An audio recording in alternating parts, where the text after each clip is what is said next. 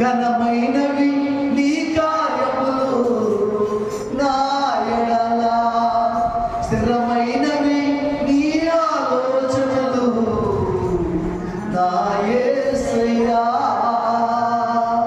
కృపలను పొందుచు కృతజ్ఞత కలిగి స్తుతులర్పించెదను అన్ని వేళలా. అనుదినము నీ అనుగ్రహమే ఆయుష్కాలము నీ వరమే, మా ఆయుష్కాలము నీ వరమే, మా ఆయుష్కాలము నీ వరమే. యేసయ్యా యేసయ్యా నా యేసయ్యా నా యేసయ్యా నా యేసయ్యా.